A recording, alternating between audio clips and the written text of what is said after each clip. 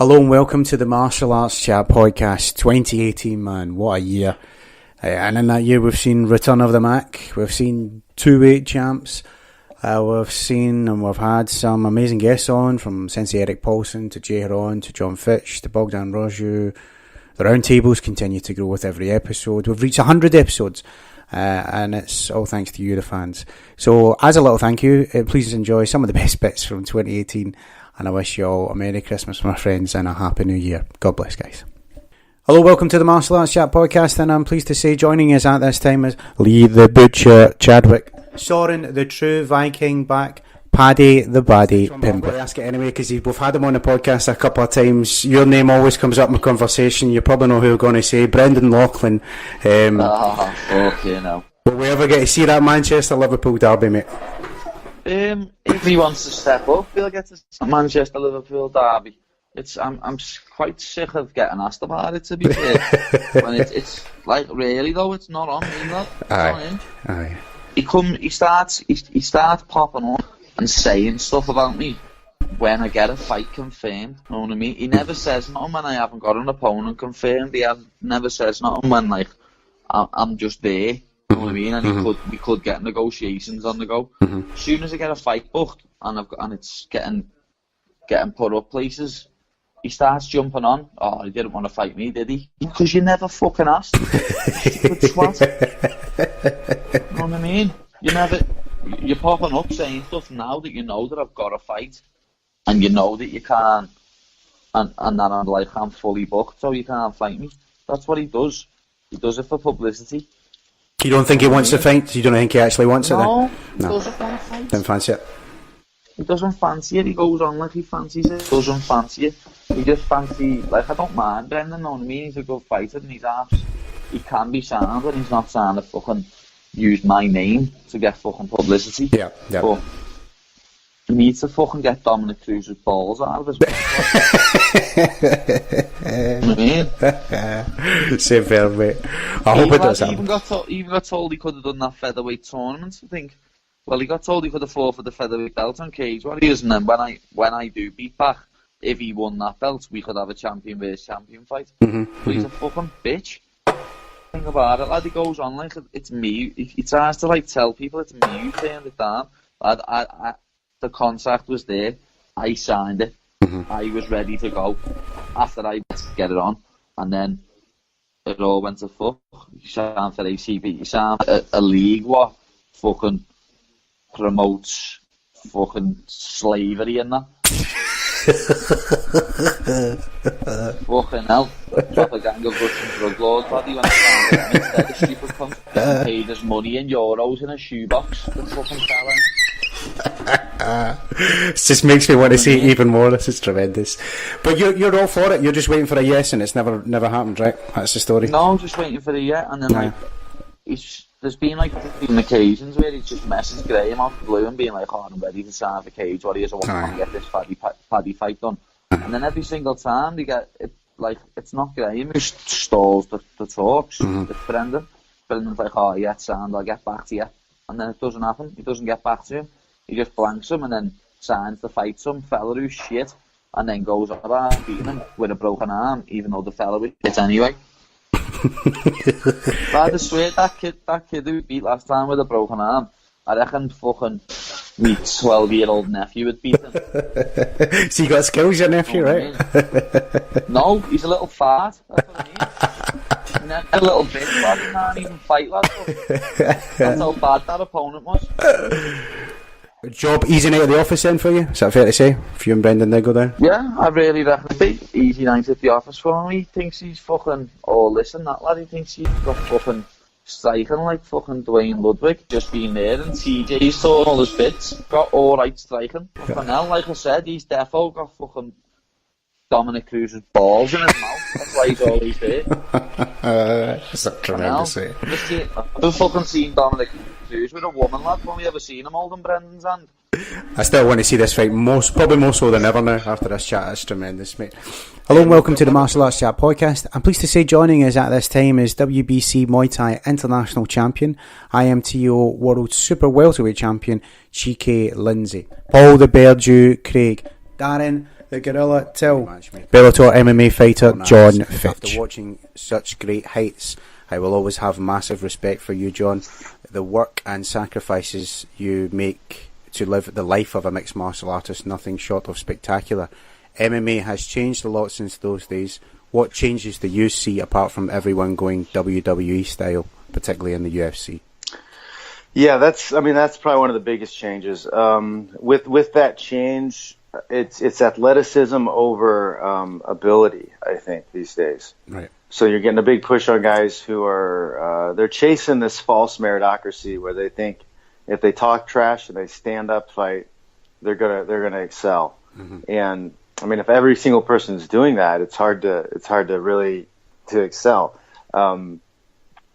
So I think that kind of has taken a lot of the excitement of the sport away from me, because it's not about who's the best, whose style is the best, whose fight game is the best, and it comes down to a little bit more luck, because when you have 4-ounce gloves on and everybody wants to stand up and fight, it only takes one decent shot and one mistake to change the course of a fight. Yeah. And you'll see guys lose fights that they should never have lost, just because they're fighting with the wrong game plan and the wrong strategy. And that's frustrating for me. I want to see the Ben Askren's fight. Oh, yeah. Guys, I want to see those guys fight like GSP. I want to see is he really good? Is his skill set good? Is his game plan good? Mm-hmm. That was the most exciting part of MMA to me in the beginning. Was you'd have guys who were just like straight leg lockers, and they'd come out and butt scoot and try to get at your legs. Yeah. And the boxer would have to deal with it.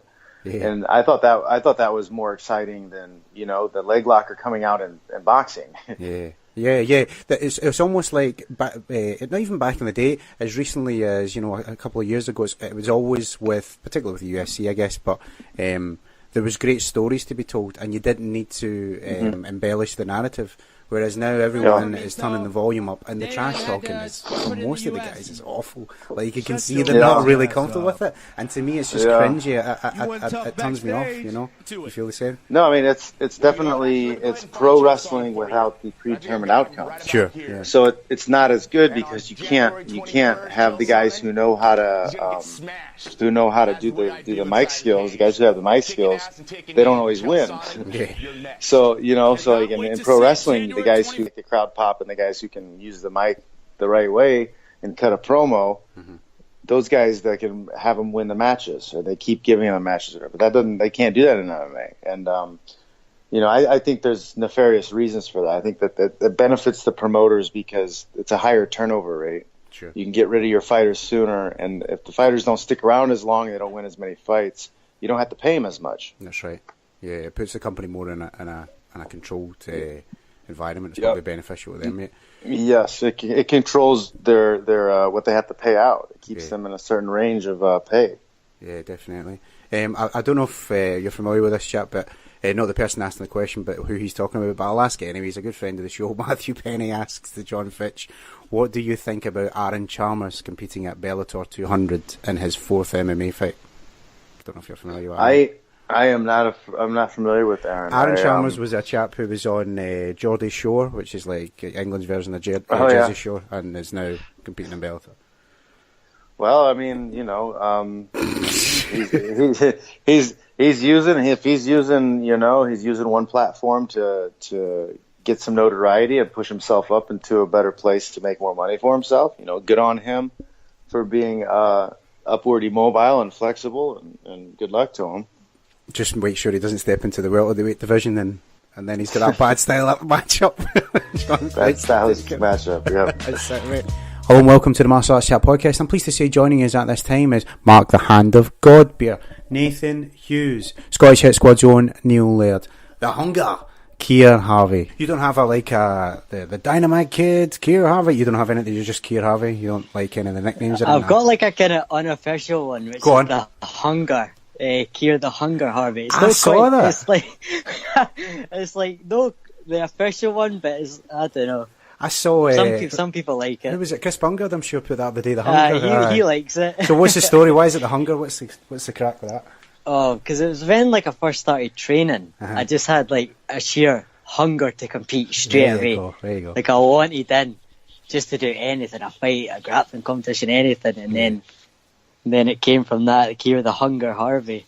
You were quite. You were telling me in the last show. Were you quite a wee toe rag at school? And is that how you've ended up mixed martial arts? Is that fair to say? I definitely. Right. So this was the outlet that you found. That's good for you, Yeah. man. That's the best way. It Often, made a world of difference. Like definitely. no doubt. Beast from the East, the snow. Actually, Alex Snedden's favourite round. The snow got in the way, but we got a chance to catch up. Actually, while we're on the subject, mate, has the snow actually affected any of the training and things like that ahead of this? You know what? It definitely did. Like, Bread and milk, was that in full stock, mate? luckily I was stocked up in the bread and milk, so it wasn't too scary. But no, we just worked around it. Some people just go overboard. I'll get caught up in the mob mentality as well. I find myself buying the pineapple aid and the tins of beans and. Oh, 100%. I started Shite just like that. eating more bread just because we were talking about it. I'm not even joking. Put you in the mood for it, did it? That's brilliant, mate. Definitely. That's it. That'll help the inflammation for sure, mate. Hello and welcome to the Martial Arts Chat Podcast. Pleased to say, joining us at this time from the One Punch Podcast, Mr. Brian Lacey. Purely MMA, Mr. Matthew Penny. And from Fight Talk Scotland, Mr. Don Wilson. From the main event, Mr. Kevin Jones. And from the Daily Record, Tom Heffernan. It's my favourite part of the show, guys. Answering your fine questions. First one's at Kieran Orr. My question is, would Khabib be as dominant on the ground if his opponents licked his ears rather than defended? Bizarre. Well, if you licked his ear, you wouldn't get too far into the thing because it's pretty much to not be in. Can we even say that he has ears at this point? Yeah, those things are calcified to the max, aren't they? I'm He just says, pulling Khabib's ears as we speak. Oh, not his head. I wonder if I think licking feet would be more obscure. You know, when you get thrown on your head from him, then maybe giving him a little tickle on the feet would do something better. Yeah, I'm just wondering if you once he's dead, if you like preserve that skull, if the fucking things would still be on there. That would be cool. Put that in a museum. Do you know what I think? I think the answer to that is these guys are like the toughest guys in the world because they're UFC fighters and stuff like that. So instead of licking ears, they should really be licking armpits. You know, that's a true sign of bravery and masculinity. So if he licks his armpits, then really, now we're talking. Why stop there and just go right to the nipples? Hey, no hobo. Yeah, I think we answered that. We got it right. Okay, let's mix it up a wee bit that way. Let's move on for Facebook. Kieran Orr is asking: is Canelo's career down the drain with De La Hoya, regardless of the pay? I don't know. Someone clue me up on why. Regardless of the fucking Kevin pay, the can fucking dude just signed the fucking biggest goddamn deal in all of sports history. He's the highest paid athlete ever on the planet. What the fuck are you talking about? Yeah, and he gets to fight the likes of Rocky Fielding, who he just knocked out in 3 rounds. Everybody's entitled to take a day off, Bob. He just fought 2 wars with Triple G. Yeah, I'm not disagreeing. Yeah, no, I think that's just some De La Hoya hate because, exactly what Kevin said. Canelo is rich like a motherfucker right now, and that's basically independent of De La Hoya. He really doesn't need him anymore. The DAZN deal, and that DAZN deal is really going to change shit up because guys like Anthony Joshua, what's the guy, Usyk, there's a lot of guys on there that are up and coming that they're going to get their name on there, and I think they're going to have their own little fan base just on that network, on DAZN. A lot of people are going to start flocking to it, I think. And Eddie Hearn's signing boxers like crazy over there, and he's dipping his toes in the MMA water with Bellator. The fucking story, since it's an award show, the story of the fucking year is things changing over to a digital platform, and all the old pay-per-view models and however they're making the money over the UK and everything. All that shit's going away, man. More shit on free TV, more things online, dude. Dodgy dick pills out there. Definitely. Well, Jesus Christ, if you had a coke problem as much money as this guy got, you'd probably have erectile dysfunction too, Vic. Yep, you got that's your uppers and your downers right there. It's all about the steroids, it's the coke, man. Non-performance enhancing substance. I beg to differ, my friend. Alleged, though. We've got to get back to that. Got to get back to that word, alleged. That needs to go on the goddamn clip show. The clip, buddy. Definitely. Hey, that's it, mate. Tom Heffernan. Anyone ever heard of him? He's asking if you get. What's up, Tom? He's asking if you get locked in a triangle by Paige Van Zandt, would you just stay there forever? Probably, yeah. I'll play devil's advocate, man. I think Paige Van Zant's kind of got her face is kind of small for her face, and it reminds me of a chihuahua a little bit. And this is gonna sound bad, but she reminds me of a chimp a little bit, especially when she cries. That's why I could never get over it. I never saw her as hot. I'd see her cry, and she looked kind of like a chimp, and I was like, oh my god. That sounds a wee bit like Roseanne Barr talk to me, mate. I don't know.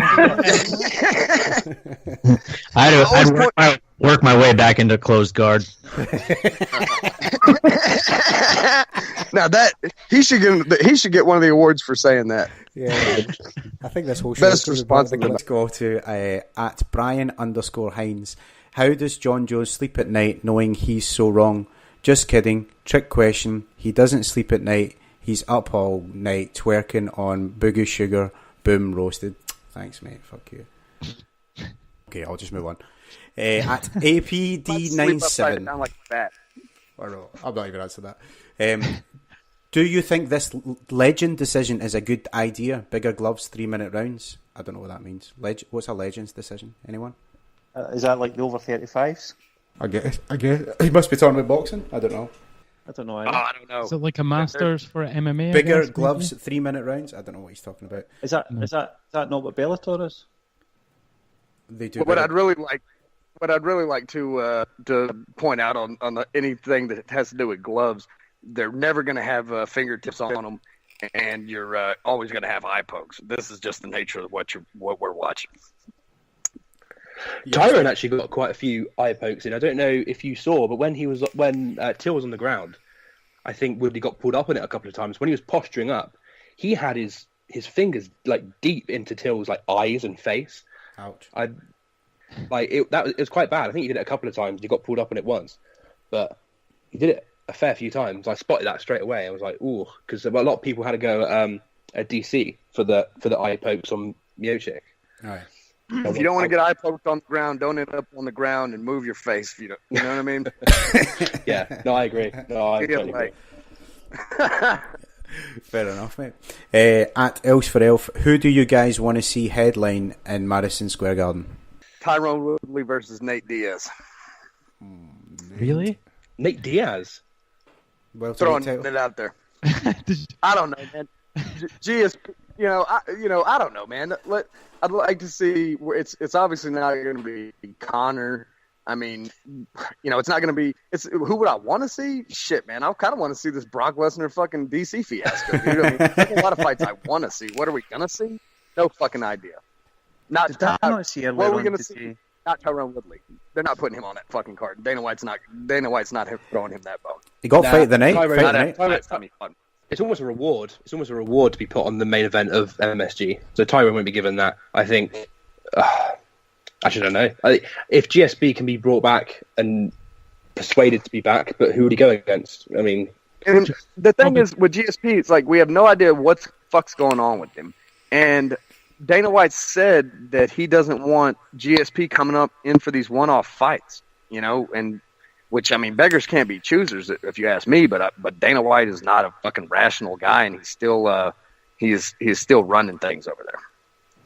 Well, I saw rumors on Twitter that Shevchenko against Joanna Jędrzejczyk will be in the main event, and I know that will really annoy you, Kev, because you're not a great fan of women MMA fights. I don't think it's not a main event worthy fight, in my opinion. Not at MSG, anyway. Exactly.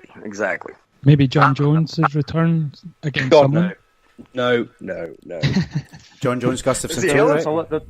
Let's get it on, baby. DDC versus John Jones, number 4. 5, 6. Who knows? Who knows? Yeah, just keep going to his ass again.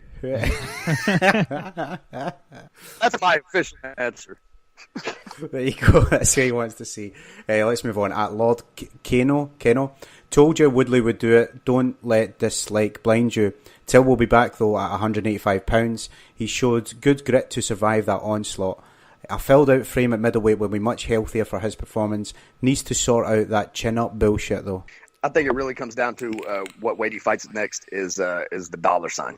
I think he can make 170 again if he needs to. I think he can do it a couple more times. He would be more comfortable at 185, but he's only moving up there for a big payday.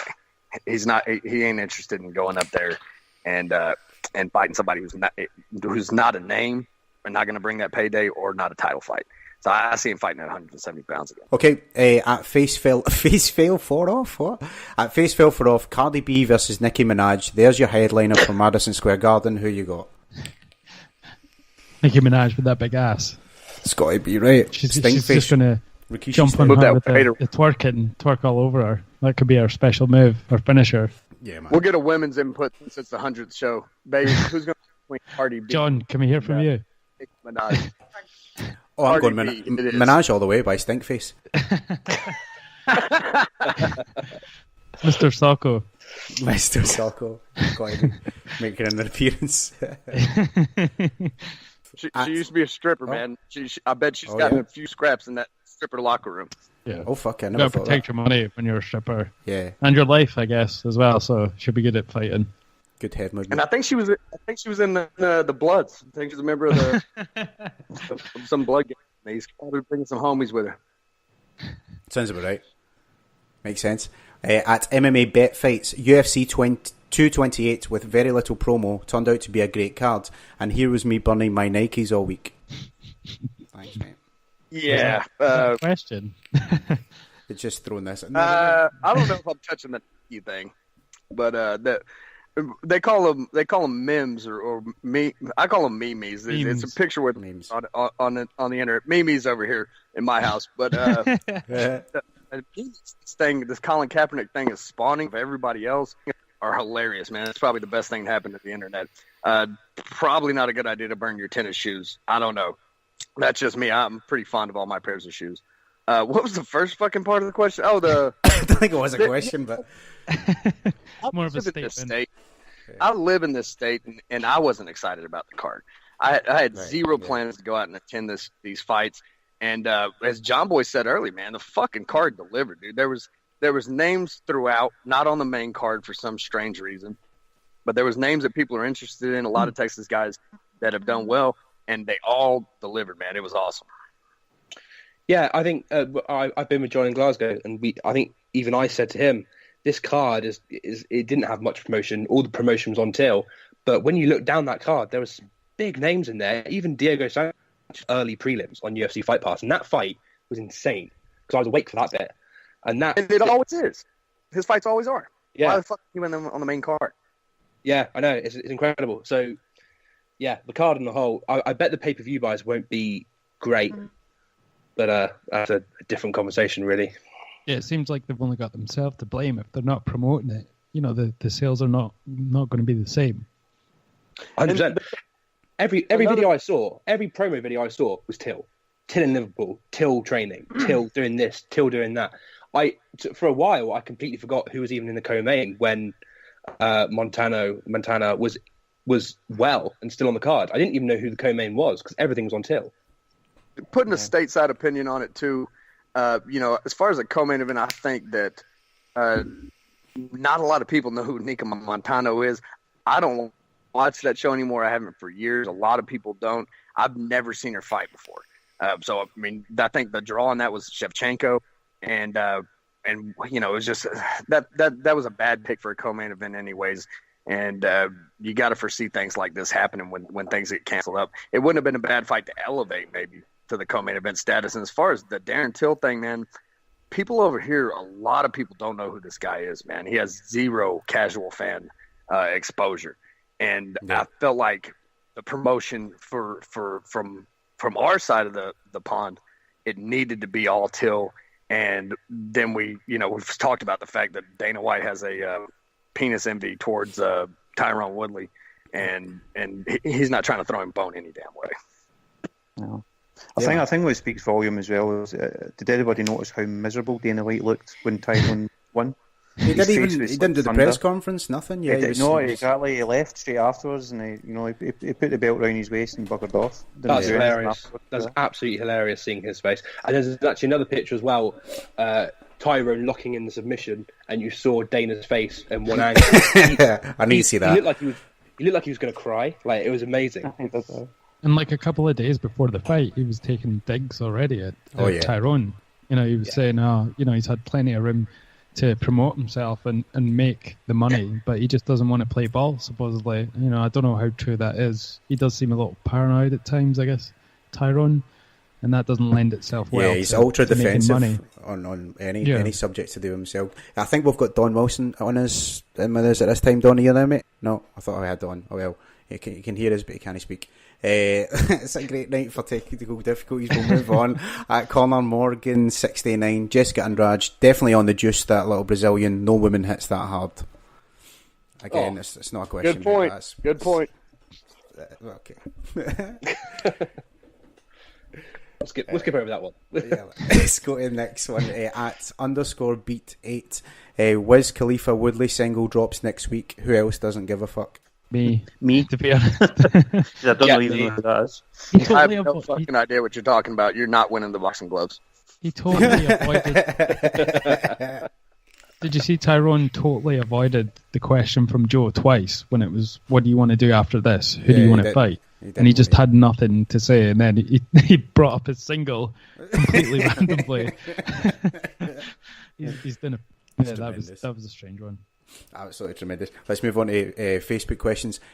Chris Fletcher says, Dana has been checked into hospital yet again because UFC can't milk Till in the UK like they do with Conor at every event. He still hasn't recovered from Ngannou. No, I think the guy's probably pretty happy. I mean, he made a shit ton of money off that deal. I imagine he sleeps pretty well at night. If he's probably not going to the hospital, he probably got enough money to make the fucking doctor come to his mansion. Yeah, exactly. It's just strange to see him put so much emphasis behind these rising stars, and then they just get taken out one by one. You know, they don't have any actual draws, like mega draws, like the Conor McGregor and John Jones. So every time you see one of these people that they're probably backing, and quite rightly, Dana White's, you know, mortified every time they get sent back running the other way. Yeah, I'm not sure how much international business experience that Dana White's bringing to the table in this deal. I feel like maybe they throw these guys to the wolves so early, and they feel like, oh well, you passed everything. It's just like my man Daniel Cormier. If anybody listens to me on the show, they know how much I love this motherfucker.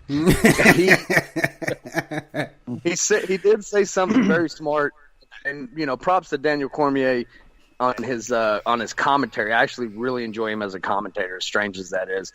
He has a lot of insight into what's going on wrestling wise that other people don't have, and but he said that there was levels to this game before he fought Volkov, and Volkov was another one of those guys. You know, it's feel like, well, he passed every test that we had.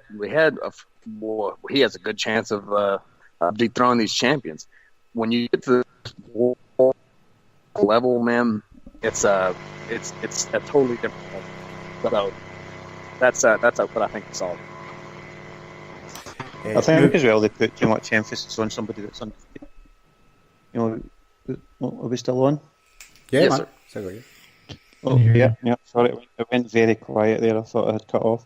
There was a lot made of Darren Till's undefeated record before we went into this, but in the UFC have got a habit of doing that, the sort of undefeated thing. But the undefeated record in the MMA means diddly squat, really. He beat Donald Cerrone, who's lost 4 out of his last 5, and he took Wonderboy to decision, and a lot of people thought he lost that. I think somebody mentioned a minute ago about being thrown to the wolves, and I think that's what happened there. I think he's maybe 2 or 3 fights still. I think he should have had about another 2 or 3 fights before he was anywhere near a title shot. And Donald Cerrone he calls himself a welterweight, but he's not really. He has, I think, most of his career has been at lightweight, I think. So even then, and at welterweight, he's quite a small welterweight. So it's up to you if you really want to consider Cerrone to be like a big win. I mean, it was big for Till in his stage of the career, but in the grand scheme of things, is a win over Cerrone that massive? I mean, everybody's kind of beaten him. Yeah, no, that's my point. Cerrone's a feather in your cap that you should have. You know what I mean? It is a feather in your cap, but it's something that you should get if you get an opportunity at it. Yeah. And Till was rushed, 100%. I mean, look at, just to use a European example, look at Conor. He didn't get a title fight until sort of, or he might have actually, after sort of 5 or 6. I don't know how many Till had, but I think Conor's opponents were arguably better than what Till had. I don't know. Obviously, that's a case of opinion. But hello and welcome to the Martial Arts Chat podcast. I'm pleased to say joining us at this time is Chris Duncan. From the Grip House, Rhys McEwen, Scott Boom Boom Malone. Always welcome Ross, the Hitman Houston, the bad guy, Chris Bungard. Let's talk a wee bit about Niall Smith, mate, because I try to get... talk about Niall Smith? Well, he didn't want to... Do you want to bore the listeners, John? Well, this is the thing. What are you trying to do to them here? What these numbers they got? You don't want these numbers to go down if you want me to talk about Niall Smith. Well, he's been called the quiet guy of MMA. I wanted to make him on the podcast, but he wasn't keen, mate. But let's hear your thoughts. Quiet guy, you're not going to get him on a podcast, are you? Probably help an old woman across the road or something. I don't know. Give listeners a free pillow if he's coming on. That's it, mate. Well, have you had a chance to check him out? I mean, you must have a wee, obviously know the game plan. I know everything about Niall Smith. I knew him. I've seen all his fights. He's fought 4 Scottish guys. I've seen him fighting Bama. I've seen him fight his last fight against Decky McLennan. So I know everything I need to know about him. He's tough, durable, southpaw. He's got a spinning back fist. That's about it. But he's not going to catch me. Maybe catch me with it, but he's definitely not going to knock me out with it. Like the other couple of Scottish fighters he's done. But I just think I'm better everywhere. I'm stronger, I'm bigger, I'm a better wrestler, a better grappler, and I'm a better striker. And I'm tougher. I'm the toughest. So I think we all know who's got to win this one.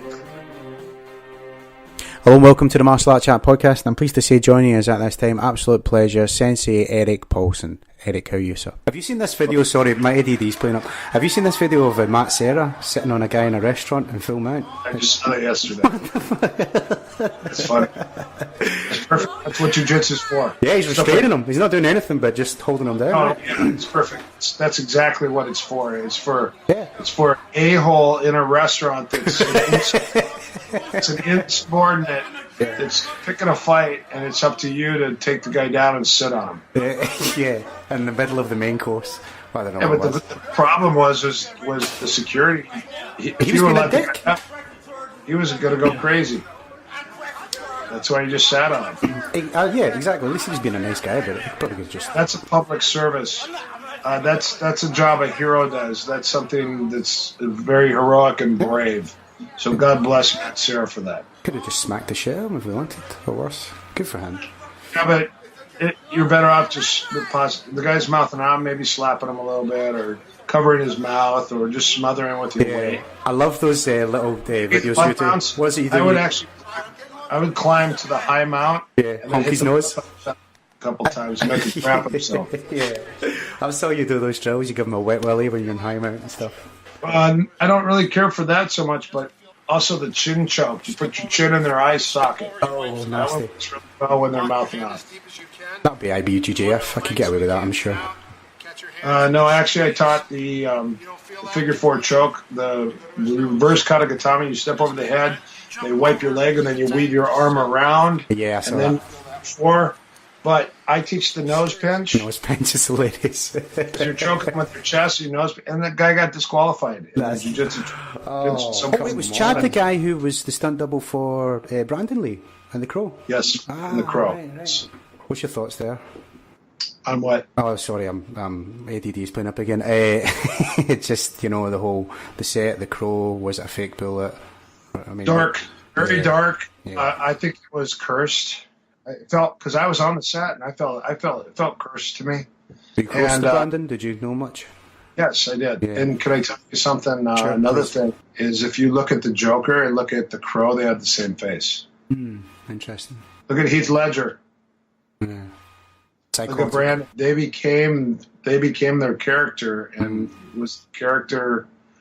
Did the devil have something to do with their character? Did something bad, or was it a curse? Who knows? I mean, there's all these conspiracies and myths, but I'll tell you one thing.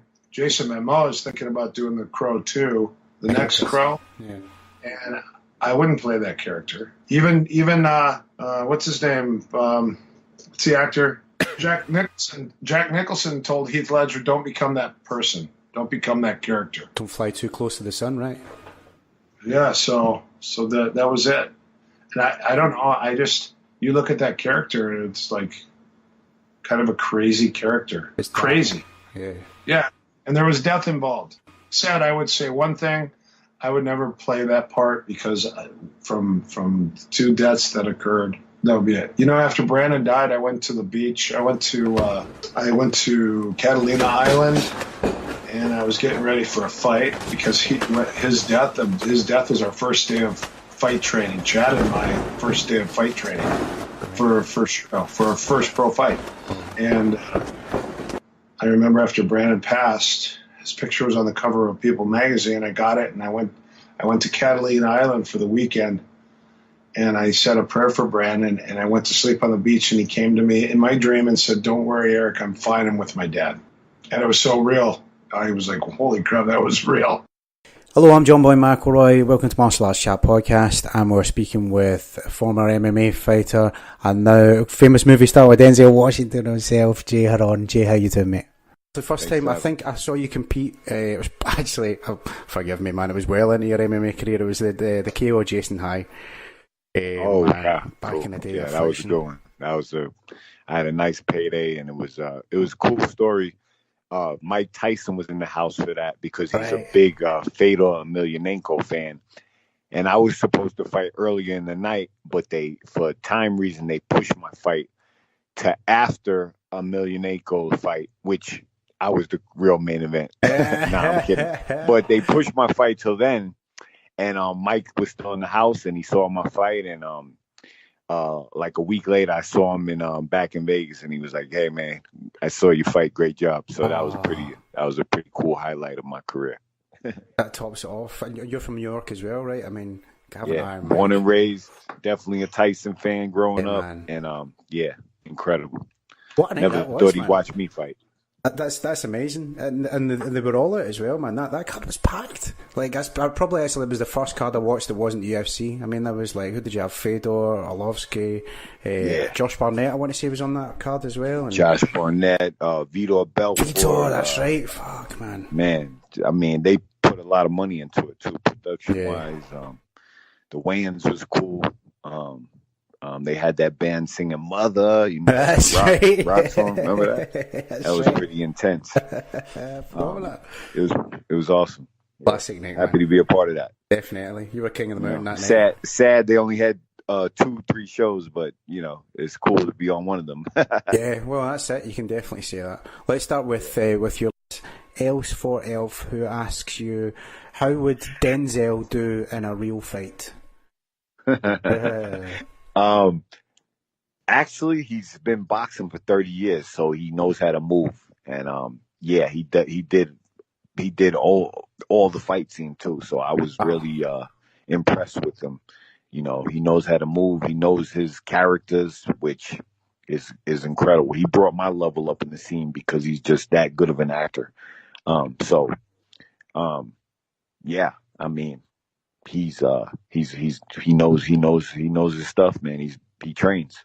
He's been boxing for 30 years. I know he did that movie. Yeah, what was the one? The Hurricane, but so was it? Yeah, no. Before that, he started. I guess when he did Crimson Tide with Gene Hackman. He had a scene. I guess the opening scene of the movie, he's hitting the bag, and he said, "Man, I have to learn." Like I have to learn how to, hit the bag right, because he felt like he wasn't doing it right. Which, when you think that, you're definitely right, because you need, it takes some type of skill. So he said he joined the gym back then, a boxing gym, and he's still with the same trainer for 30 years. That's amazing, man. That's amazing. Super, man.